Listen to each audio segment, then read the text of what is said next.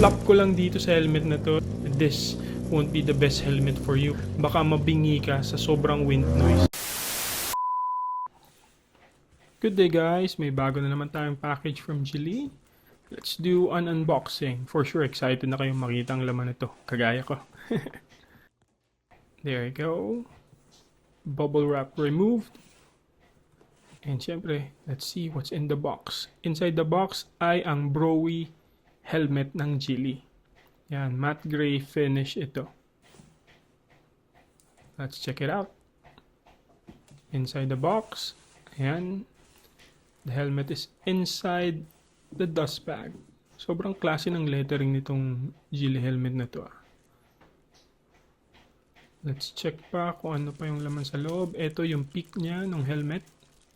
So, mamaya, let's see how it looks. Meron pa ba?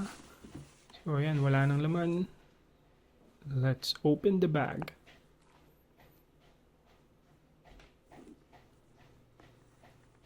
Wow. Grabe. Looks so premium, guys. The leather and fabric combination ang ganda. Yan, no? Geely since 1987. Okay, edad pala kami ng Geely, no? Naku, nalaman nyo na yung edad ko. Anyways, balik tayo dito. Ayan, napakaganda ng finish, guys. Oh. Leather.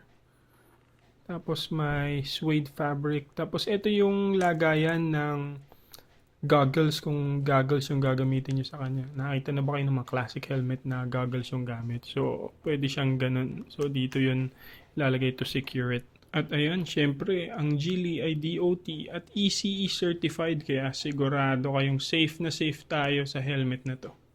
Napakaganda talaga ng matte gray finish niya. Solid. Super pogi talaga nito, guys. Yan, para sa akin, ito yung preference ko dito. Ganito ko siya gagamitin. Yan, wala yung peak. Tapos goggles yung ilalagay ko. Ito yung isa pang magandang feature ng Geely helmets kasi eyeglass friendly sila. So kung kayo ay kagaya ko that wears prescription glasses, ayan, bagay ito sa inyo. It will be comfortable kahit nakasuot yung glasses nyo. Or kung gusto nyo magsuot ng sunglasses sa loob ng helmet, pwede rin. Tapos ayan, as you can see, it has a visor. So, para talaga siya yung mamahalin na classic na helmet. Di ko na lang babanggitin ko ng brand yun. Pero parang ganun talaga siya, guys. You can compare it. So, ayan yung peak. Let's see how it looks like kapag nakakabit. Yan, napaka-pogi, guys. Grabe. Pwede talaga ikumpara dun sa mamahaling brand, guys. Also, itong Geely Browie helmet ay intercom ready. Ayan, no? Makikita nyo siya. Ayan. Pwede natin siyang kabitan ng intercom.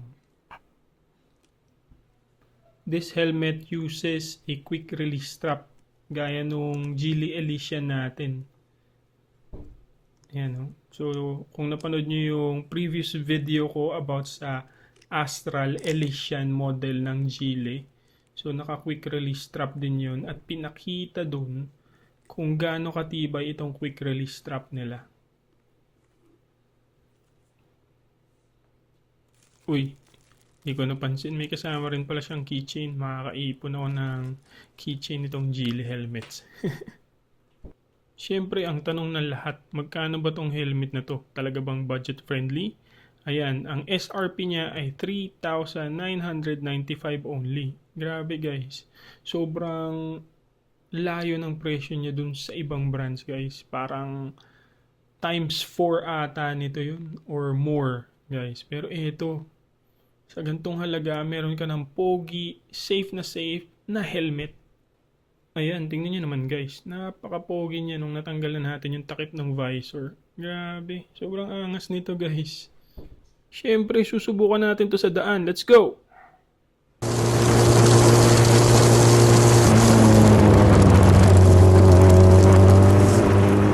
Grabe, ang bangis. Bibigyan ko kayo ng top 5 reasons bakit dapat meron kayo nitong Geely Browie helmet. Una is comfort. Maganda ang padding at interior nito, guys. Tapos adjustable pa yung quick release straps. Kaya comfy ka talaga sa matagalang biyahe. Snug fit pa at hindi mabigat. Top 2 is safety syempre.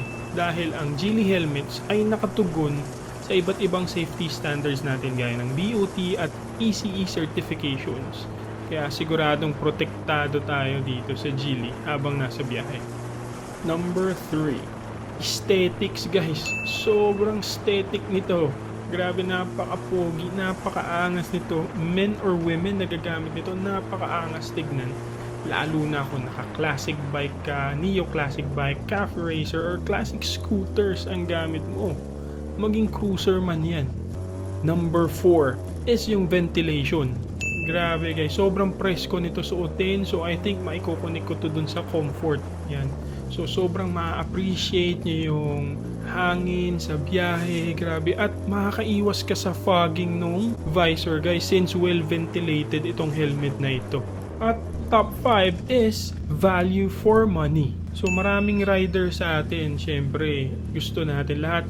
Sulit ba yung mabibili nating helmet? I think ito na yun. Sulit to guys. Super reasonable ng presyo niya guys para sa ganitong quality at aesthetic looks ng helmet natin.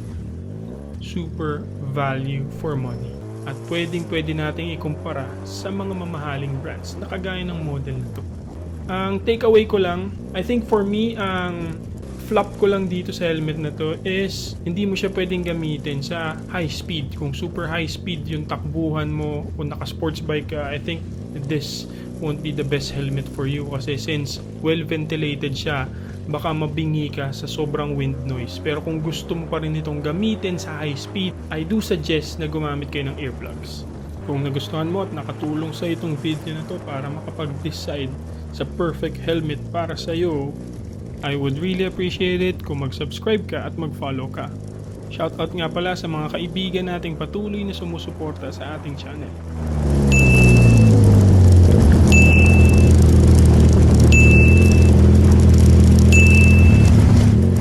Maraming salamat po sa suporta niyo.